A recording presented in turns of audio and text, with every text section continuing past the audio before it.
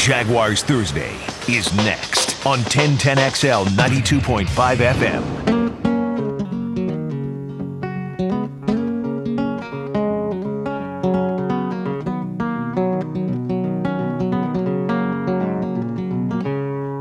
I'm a chicken fried. All right, that'll do it for this program, but let's say hello to the boys now from Jaguars Thursday. Messrs. Shadrick and Lagerman are joining us now. Frank. What happened to Old Rock Thursday? Well, it was Martineau's birthday, and as I said earlier, happy Zach birthday, Brown B-Man. Yeah, big 4-0. Yeah, represents A, his favorite band, and B, the only band he's ever heard of, JP. Okay, so that's why we played lucky for him, they're coming to Daly's Place this fall. How about that? That's what I think Brent, like Jeff and me and probably you, JP, will be in London that day. True. But they are coming. So True, they are. So how we doing? How's everybody? We're What's living. going on? We're living. Fantastic, man. It's, OTAs. It's good. The OTAs have started. We don't get to see it, so. Yeah. See a little 20 minutes maybe, 20 minutes worth. Right? We'll get to watch tomorrow, Yeah. so I'm looking forward to watching that, and I will say that, the first OTA day, Frank, which was, Tuesday, right. Was out for that, and I was very impressed with how, I thought great shape Blake Bortles looked. I'm not saying that he's going to be a great quarterback and he's going to have a great year, but he was the first one, I believe, on the field to start to go to work. And physically he looked great. He's trimmed some weight, it looked like. Yeah, he looks great. Mm-hmm. So, look, that's – we can sit here and talk about all the different additions and, the draft picks and all that kind of stuff. And the most important thing is, as we've talked about for many years, is to play the quarterback. And Blake obviously is working very hard to improve. And look, I hope he does improve. And I hope that at the end of the year, Frank, we sit there and you go, you know what? Picking up that option, that was pretty doggone smart. Jeff, we said this on the air. I thought two or three things. Number one, Blake looked far thinner than I've ever seen him look. From the day he got here, he didn't look – he said he was 233. I thought if he said he was 233 that day, Tuesday, that makes me think he had to play in the 250s, right? Doesn't he look that much thinner or no? Does he look that much thinner? He was probably in the 40s, mid-40s for sure. Yeah, and he looks in great shape. Compared to where we've seen him in the past, so that's a positive, and all the OTAs and everything, you have a tendency to kind of make a big deal out of the OTAs, but the reality is that you really can't gauge anything in the OTAs. The one thing you would like to be able to gauge, and I think you can get a pretty good gauge on if you were able to watch practice on a consistent basis, is the timing of the passing game, some of the mechanics of the quarterback, and that part of the game. But the rest of the game, the physical part of it, the physicality, to use the Tom Coughlin term, the physicality of the game, you can't really, really embrace. So the quarterback better look good right now. Yes. Yeah, that's right. You're throwing against the air. That's exactly right. So it's going to be fun. One for the first time tomorrow. The media can watch the whole thing, so it'll be interesting to see. All right, JP, what do you got tonight? OTA talk. See what's happened the first couple of days out there. We'll hear from Tony Baselli on assignment somewhere. He's never here, what Frank. The assignment is. I know. I'm trying to figure out who is on vacation, who goes on vacation more. Would it be you or would it be Baselli? Probably me. Okay. Okay, probably me. If we're being honest. But having said that, I got to believe the studio is just better tonight without him. That's just my take on it. Just better tonight, right? Well, it's never worse when he's not here. I can tell you that. Never. The show is Jaguars Thursday. JP and Jeff, Tony on assignment. It starts right now. Live from the HananiaAutos.com studio, this is Jaguars Thursday. Jaguars Thursday. JP Shadrick, Jeff Lagerman, and Tony Baselli bring you the latest Jaguars news and what's happening around the NFL. Jaguars Thursday is brought to you by Baptist Health, Ticket Exchange, and by Everbank. Touchdown, Jacksonville! Jaguars Thursday, driven with SunPass, begins right now. We're off and running. Jaguars Thursday. JP Shadrick, Jeff Lagerman, Tony Baselli on assignment. We'll hear from the big boy coming up a little bit later tonight. We're off and running, are we? Are we? I'm not a runner anymore, JP. I'm kind of a walker. Okay, we're on and sitting is what we're doing. There you go. How about that on Jaguars Thursday? We're moving along. OTAs are moving along. 2 of the 10 scheduled OTA practices are in the books. Number 3 tomorrow. A little bit of talk of that. We'll hear from Baselli. And hey, yeah, the Jaguars are going to practice against some other teams this summer. I like it. We'll break that down a bit and go over some of the rule changes approved by owners in the spring meetings just this week. Some changes to the 2017. Not a whole lot, though. A couple of interesting thoughts we'll get to a little bit later tonight and see what you think about it, Jeff. We'll get your take on those. I can't wait to hear that. I'll be more than happy to offer my opinion. So, okay, we can't wait to hear that. I know you are. You always like throwing that out there. Sure.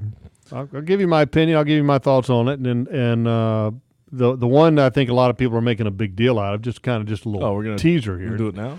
Is the overtime rule. Going from 15 to 10. Let's hold off on that. That's a little cliffhanger. We'll see. We'll see what you think about that. I have my own thoughts, but we'll hold them. We'll hold them. Oh, we're going to get JP's Not that anybody thoughts gives tonight, a damn what I think. No, I want to get your thoughts tonight. Okay, on all these rule changes, I want to get your thoughts. We'll get to that. Okay, we'll get to that. So Joe's pointing at a piece of paper saying, follow the script, Loggerman. Come on. So, OTA number 2 today. Mm-hmm. A few players back. Jalen Ramsey was on the field. He missed the first one. Juan Smoot was there. Telvin Smith all practicing today. Smoot was at the first one, too. Right. He just wasn't on the field working. So those guys are back. Do you make much of missing an OTA practice? No. Even for a second-year corner? Like Ramsey missed the first one. That was the big talk of the town earlier this week. Yeah, look, it's the reality is that this is all voluntary. He is a phenomenal football player. Maybe he had something that was very important that he could not make it. I have no issues. Now, if it becomes kind of one of those things where it's a habit, where he's absent a lot of them or just doesn't show, doesn't communicate with the coaches, then, yeah, that's not a good thing. But he missed one, in my mind, not a big deal. Just keep on moving along. As long as the performance is there, it's fine, right? Yeah, and I think Telvin was in communication with the coaches. For the way I kind of read between the lines, is that the whole Jalen thing was, well, we thought he was going to be here. He had some things to take care of last week, and then he wasn't there. But look, it's all good. He was there today, and time to move on. John Oehser always quotes Edgerrin James in Indy, and said that James told him one time, or told a group of reporters one time, I only went to Miami 2 years, but I know the definition of voluntary. So you can make it, you don't have to make it, and that's the rule. That's why it's written as it is. Yeah, it is what it is. Look, it's kind of the slow news cycle in the NFL. You know it.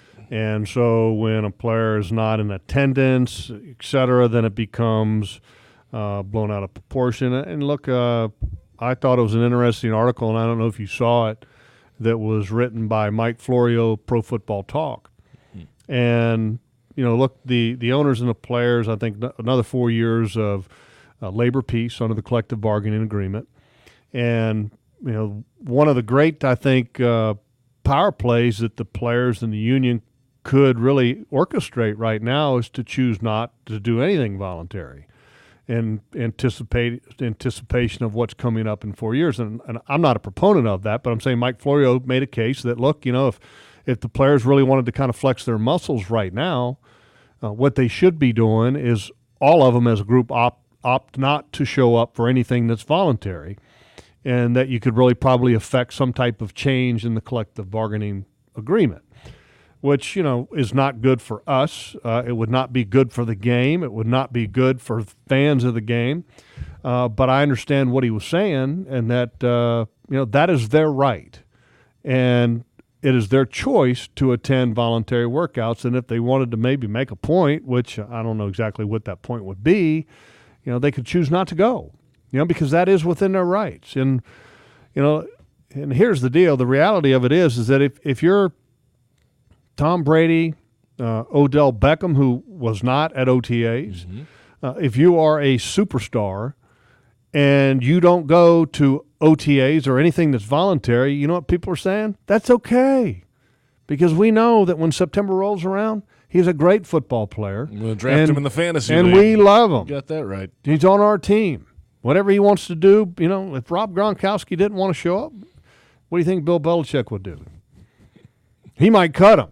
Belichick, well, he wouldn't cut him, but he'd probably want to trade him. But I mean, that's my point is that, the better the player, the more premium the player, the more leeway that player would have as far as making attendance a priority. And for the players that, are not elite players, you need to be there because you know what? I mean, the way the NFL is, they can get somebody else pretty quick. From the team's perspective, though, from Marone and Coughlin, they'd love to have full attendance on this thing, trying to install their first Jaguars offense, defense, the whole thing. Right? Well, and I said this, I think, last week with Tony, and Tony, I kind of went back and forth on this, that, if I was a veteran on a football team and for OTAs, because what is there? 14 OTAs? 10. Well, 10 now. Yeah. Used to be 14. Back in the old days. Now it's back in your day, Logs, there were 27 OTAs fully well, with Tom padded, Coughlin, there was a lot of them. But, I mean, now there's 10 OTAs, and then you got the mandatory minicamp with coaching changes. You're allowed a little bit more than that. But, I mean, you're talking 10 OTA days and a minicamp, which is going to go 3 days. Mm-hmm. And the third day is going to be light. I mean, they're not. Yeah, it's 13 days, essentially. And if you're a professional, you should be there because you're trying to strive for something better for you and for your team. And look, I mean, we had the option going back in the early days that was voluntary. We didn't have to be here, but we chose to be here because we wanted to get better. We wanted to become a team. We wanted to challenge each other. And I think that's the one thing that I will say, that the first 6 years of my career, for the most part, we didn't have anything that went on in the off season. We didn't have anything organized. I mean, there was no voluntary. There was no off-season program and all this stuff. No. If you happened to be in New York, then you would go and you would work out the facility if you would like. On the field or where no. whatever. No. Weight room. I mean, you could go onto the field and go run. Right. But what I'm saying, there was nothing structured that was available to you as far as diet, exercise. That's the one thing I think that a lot of people kind of lose focus on, and that why is OTAs in phase 1, phase 2, phase 3, phase 4, all the way to phase 10, whatever phases they got. It's 3, but yeah, go ahead. But what my point is that when you're here, you have so many resources available to you to become a better football player and therefore to make the team better.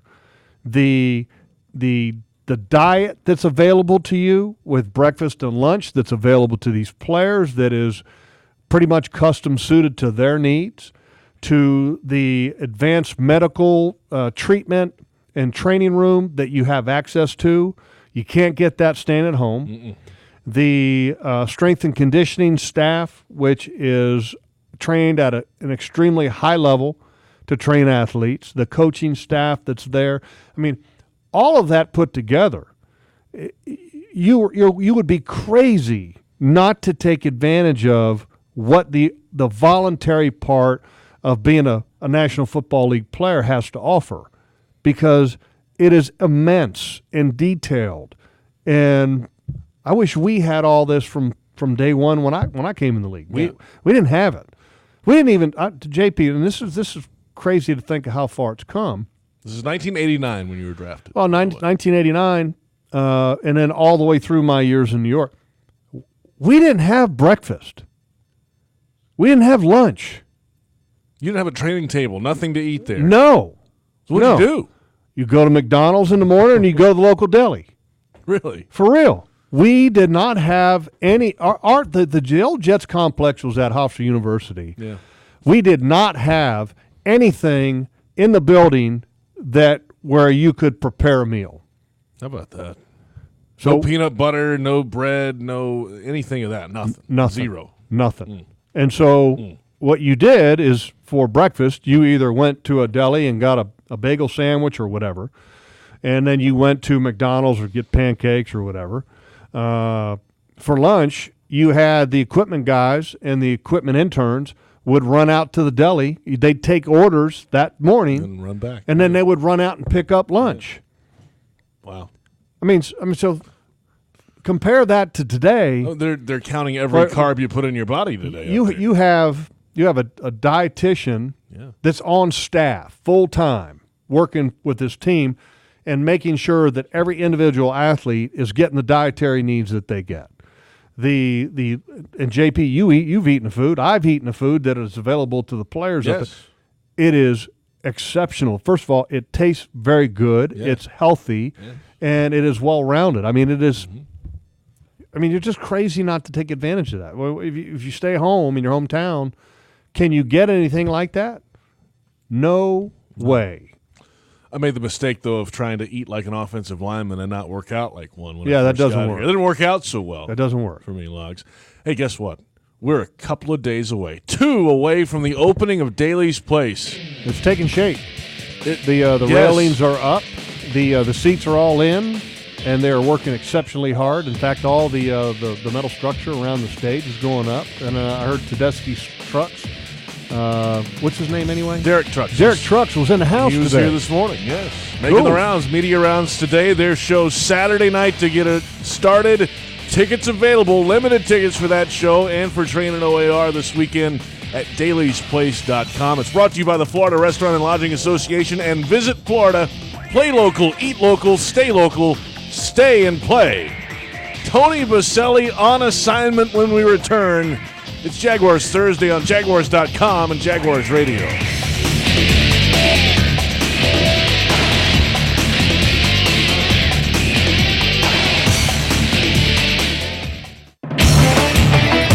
As you guys know, Jacksonville is not all that big of a town. I mean, I guess square mileage-wise it is, but but it's part of it. I get that. And I didn't play well. We didn't play well, so it doesn't really bother me that you have something negative to say about me. I kind of earned that, so it's okay, and it doesn't offend me or bother me at all.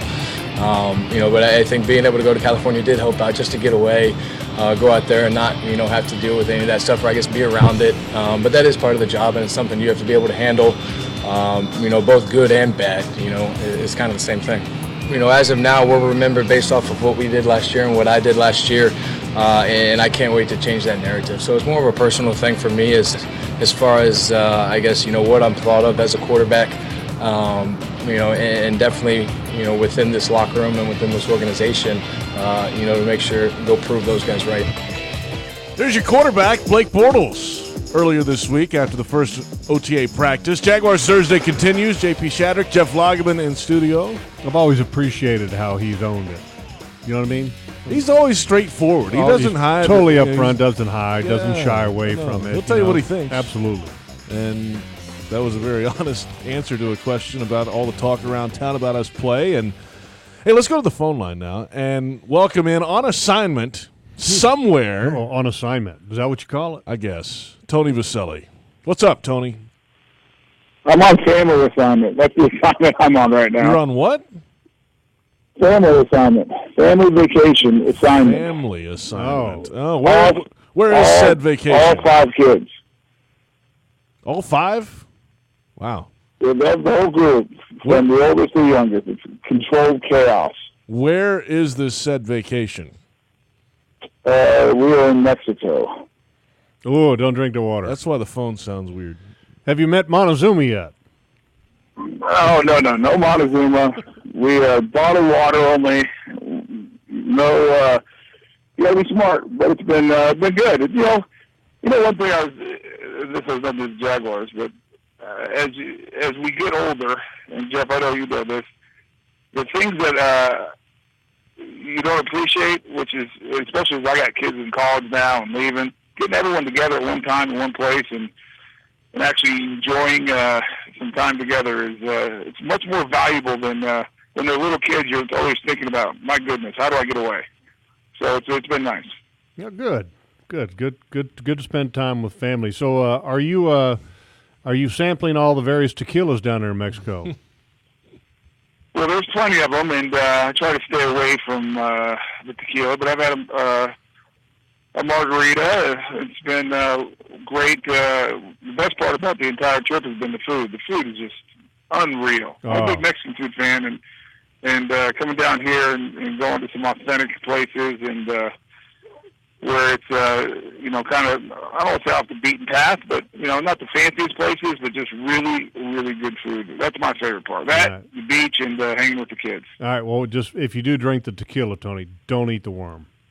Don't eat the worm. No. I learned that. That was one of the life lessons my dad gave me as I left for USC. He said, don't eat the worm. I didn't really understand that, but he said, don't eat the worm.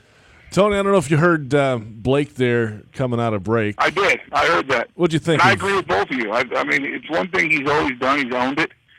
He's never run away from the criticism or the reality of how he's played, which is good. Now, I don't want to say it gets old. I mean, because, it's one thing to be honest, which I think we all appreciate, but you don't want to hear the same message over and over again of him being honest, and it's because of negative play. Because sooner or later, not that it falls on deaf ears, but I think it's like, okay, great. Can we listen to a press conference where we're all praising Blake, and he is deferring the praise with humility and giving it to other people? That's what I look forward to that. I look forward to hopefully days where after he's played great and played at a high level, and it's a much more positive atmosphere. We didn't get to see very much of practice, obviously, the first two OTAs. New rules. There's new rules out there, Logs. What's that? I said there's new rules. You don't get to watch practice anymore. Well, I know, but we'll get to watch it tomorrow. So, but the one thing I did glean from the two, well, not two practices, at the first practice I was able to watch a little bit of it, was in watching Blake, first of all, what struck me, he looked in great shape, but number two, was even on just the little throws that he was doing warming up, that the arm was stayed high and that the elbow stayed high. We didn't see that, that drop to where the ball comes down around the waist, which we've seen for not only with Blake Bortles here, but Byron Leftwich, where he had that pretty big windup. But, I mean, I think that was the one thing that kind of struck me, just watching Blake, and watching kind of what he was doing, and that the arm was up, the motion was tight. But, look, I mean, it was the first OTA day. I'm not trying to blow this out of proportion. I'm just trying to tell you something that I happen to know, because it was noticeable. And look, if you're trying to have improvement from your quarterback and you want him to be more accurate and et cetera, that's getting back to tightening up the throwing motion, because he's talked about it and everybody else has talked about it. But and I agree, Jeff. I mean, you're looking for any positives and anything you can get out of these OTAs. But I know we've talked about it. I've said it on this show and on Dan and Jeff's show in the morning. I'm a little bit calloused in the sense of it's great. It's good to see. You want to see improvement. You want to see it paying off for what he's been working on. I mean, so that's a much better reaction than, the opposite of saying, oh my gosh, it's the same old. But to me, I'm not going to get excited, and I'm not going to make too many decisions about what I think until we see it for real. I even beyond preseason for me, because I'll never forget sitting in that first preseason game, Jeff, next to you calling the game against the Jets, and they went up and down, I think, for 2 or 3 series, and we looked at each other and said, man, this has a chance to be a good offense this year. I remember we were sitting there saying, put them all in bubble wrap and let's wait for the season now. Yeah, that's exactly right. We said, we don't need anything else. Yep. And so I'm at the other end of the spectrum. I look forward to watching. I look forward to seeing the progress. I really want to see these young guys. But until we're in Houston for Battle Red Day, opening up the season, I'm not going to make too many judgments one way or another. Well, let me ask you this, because we're going to have some opportunity to form opinions and make judgments, because especially in training camp, we're going to have a more expanded, I guess you could say, training camp this year than what we've seen in the past because of the practicing with other teams. The Jaguars going up to practice against the New England Patriots, and then the Tampa Bay Buccaneers to come here and practice. And Tony, I don't know about you, but as a player, I love those days, because it almost made it a little bit easier, and it kind of took away from the grind of training camp, et cetera, and it becomes more competitive. I think it's better reps, more high-quality reps for a football team, and for a team that needs to get better. I think it's exactly what this team needs. No, I think it's much better. But, Jeff, you said it breaks up the grind of training camp. There is no more grind of training camp. Well, I know. We liked it because we just But you know what, Tony? Here's the thing. The players of today still think it's a grind. They do. The players of today think it's a grind. I know, but it's not. But I'm with you. The competitiveness and seeing how they react, I think will be great. And I do look forward to that. But I'll go back to the most important thing of this entire season and how this team will perform is based on the quarterback play, and right now it's the quarterback play of Blake Bortles. And you get glimpses of what that is in those scenarios in training camp, but until it's for real, and until defenses are blitzing and giving different looks and it's a game situation, I don't know how much we're going to learn until we see Blake in those situations. Does the arm stay high? Do the mechanics stay solid when the pressure's on? And I think that's what's going to be made, it's kind of make or break here. And I think Blake has alluded to that. I think everyone in the building, in the city, I think everyone around the NFL knows that this is the year where we're going to find out if Blake Bortles is the franchise quarterback of the Jacksonville Jaguars or not. All right, Tony, when are you back in the States to watch OTA practices? I'll be back all next week. So I'll be there all next week. I actually get back tomorrow.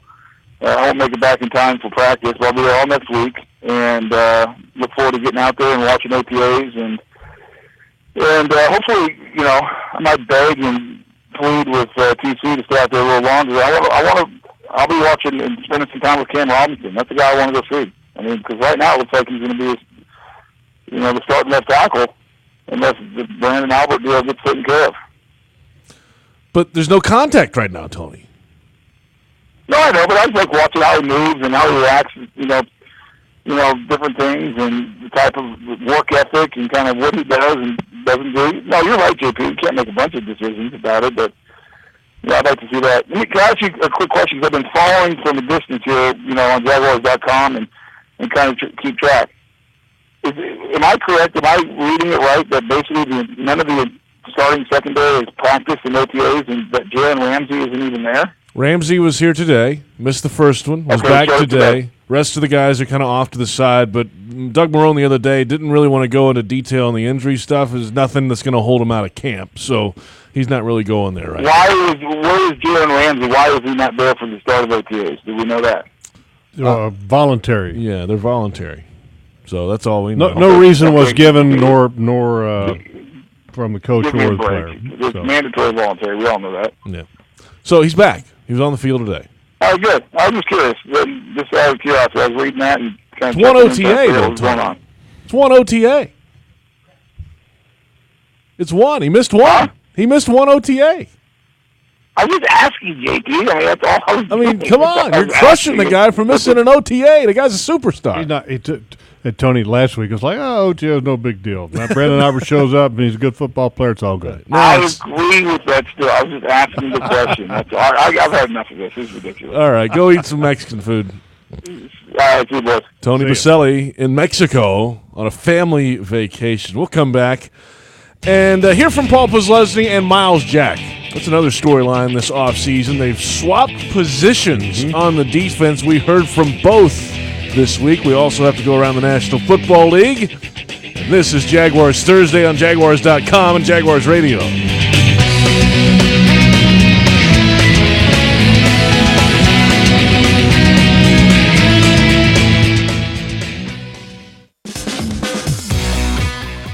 Me, I was kind of like, I didn't know how he was going to be, but Buzz, he's just such a professional. He was just like, okay, like let's get it right, man. If this is what it takes to win, that's what we're gonna do. So I just kind of followed his lead, and it kind of gave me the confidence to step in that huddle, look everybody in the eye, and be like, okay, now I'm the Mike linebacker. You know what I mean? Puz is still Puz. He still has nothing but respect for me, but I'm the Mike, so I have to, kind of try and take over where he left off. Miles Jack today after practice. Organized team activities continue. JP Shadrick, Jeff Lageman. Jaguars Thursday on Jaguars.com and Jaguars Radio. And, he admitted he had a little, some nerves when he had not yet talked to Puz when the position change was told to them. How about that? Rightfully so. And then they both kind of reached out, and very quickly, as you heard there, that all went away. Yeah, I mean, if I was Miles Jack, I would have been very uncomfortable because, you're talking about maybe the best defensive player the Jaguars have had on this roster for a number of years, and last year had a fantastic season. for a middle linebacker. The year before that, he had a very solid season. I mean, Paul Posluszny is the ultimate pro, and he is a high-level pro. I think, if Paul Posluszny were on more successful teams, I think he would have been to the Pro Bowl, a couple different times by now. So for Miles Jack to come in and, the coach is basically anoint him the middle linebacker, and Paul Posluszny is moving, that Paul's probably, he's going to say all the right things and do all the right things and say, look, if it's about winning, like what Miles was talking about, he's going to make it good. But it's still, that's uncomfortable, and I think one thing that Miles Jack, and hopefully his self-confidence will grow, but the one thing he's got to make sure that he doesn't do through this growth process is lean on Paul Posluszny to help make the calls. Because if all of a sudden he's out there and he's looking at Paul to help him out, that's not the way that you're going to be able to lead in front of the huddle. And guess what? 60% of the time, Paul might not be out there. That's right. If they're running nickel. That's right. So, it's a tough thing, and, Paul's going to make it all good because that's just who Paul Posluszny is. He's an ultimate pro. And the reality is that, look, Miles Jack needs to perform, or else, you know what will happen? Flip-flop him back, right? Doggone right. Yeah. And I know that that's not even a part of the conversation of what the coaches are even saying. Not yet, but you know what? It's always there. Yeah. It's always there. And so if you think that, okay, I'm on scholarship and I'm the Mike, and that means I'm the Mike, period. Oh no. You've been given the opportunity to take it and run with it. But that does not mean that it is given to you. You now have to earn it with the opportunities that you're going to be given. And so he's got work to do.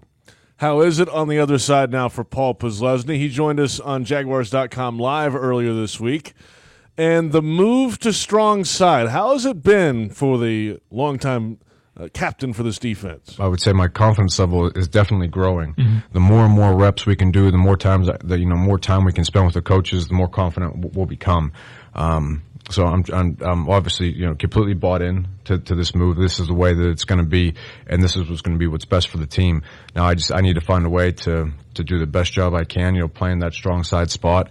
And like I said, the more we have an opportunity to work, the better we'll be. Knowing my assignments so well that I can just understand how an offense is trying to attack us and just being able to play fast that way.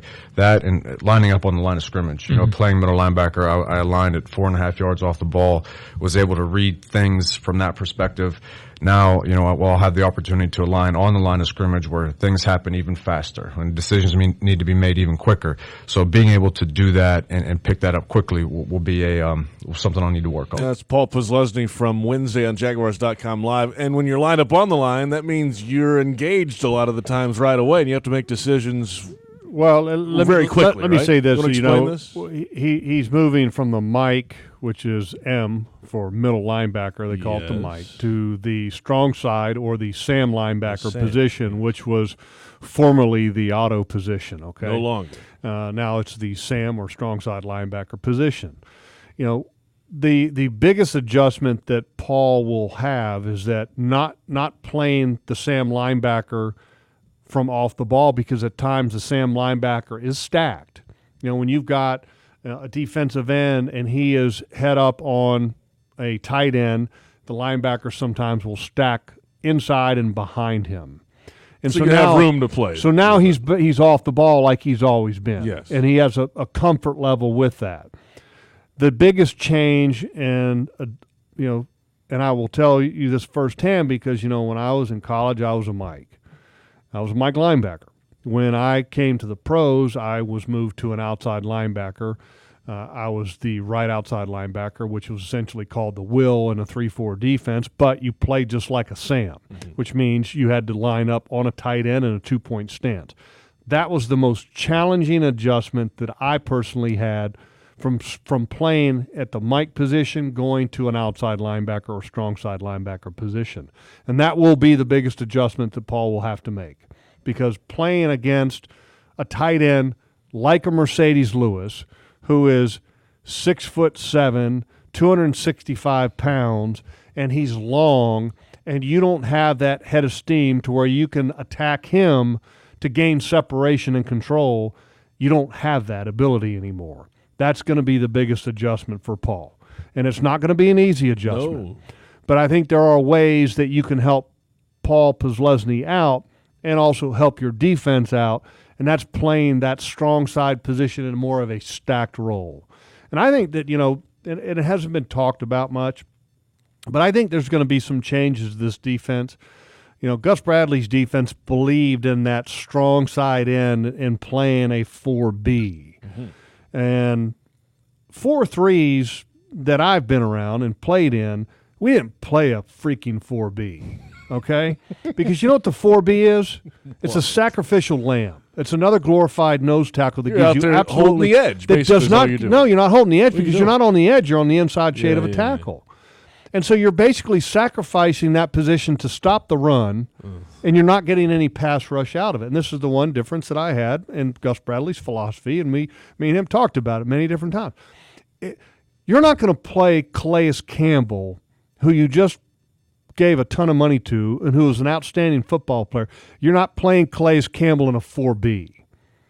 If you do that, it's not very smart. They're going to play Calais Campbell in a 5 technique so he can play the run, set the edge, and rush the passer. It's 5. That's where I had it mixed up. It's Okay. 5. Yeah, got it.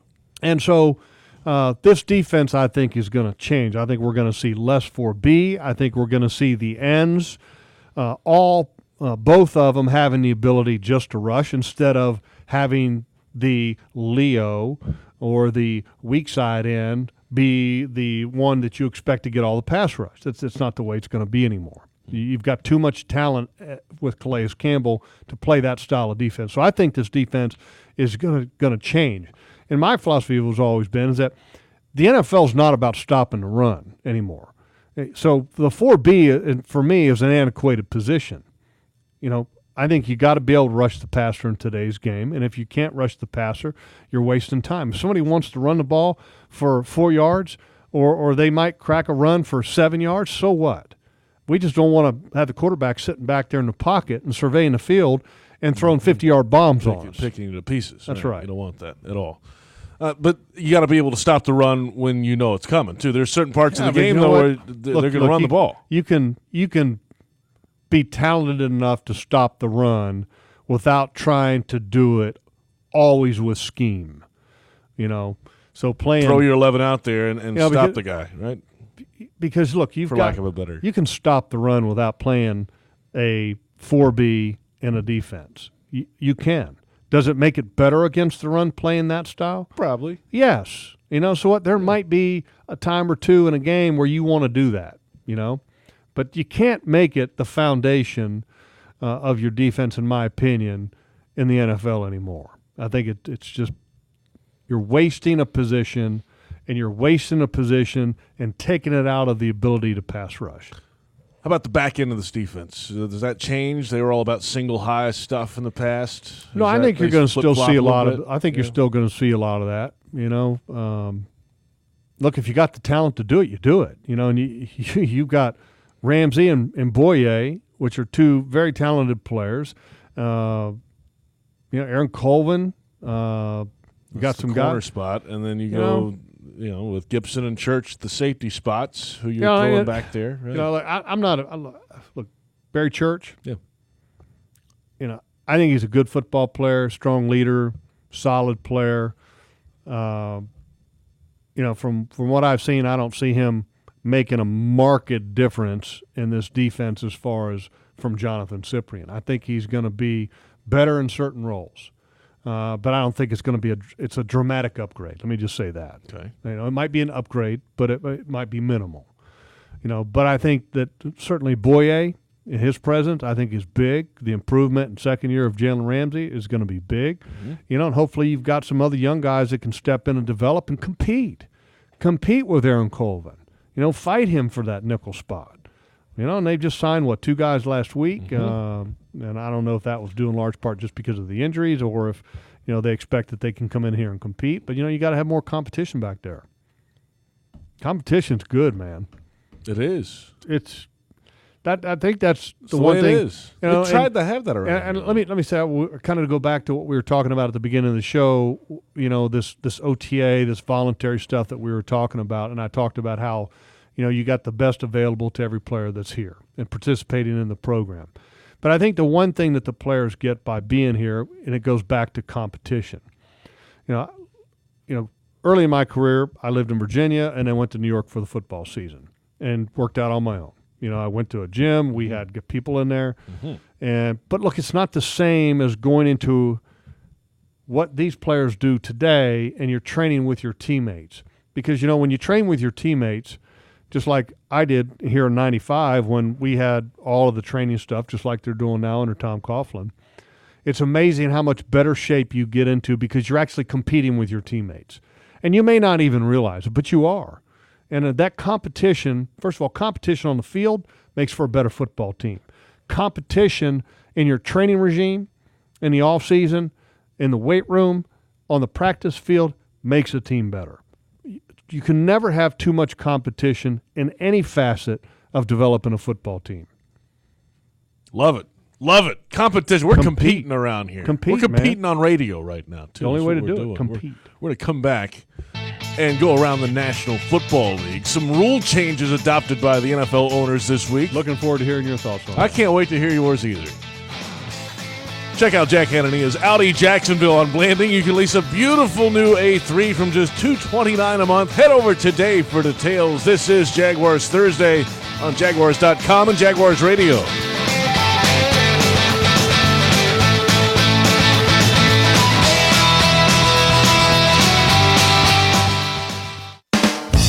So we'll open on Saturday night. There's a lot of exciting things. One of the things that I think people will be talking about after the first show is the sight lines. It is a very, very tight seating bowl, unlike anything that has been built in an open-air facility in the past. Normally, you don't build two balconies in a building that is designed to host outdoor events. Our partners with Live Nation were in here this week, and they were just blown away in terms of the quality of the seats. The front row of the seats on the front row of the balconies are only 130 feet from the front of the stage, and the worst seat in the house is 150 feet from the front of the stage. That is incomparable as it relates to facilities like this.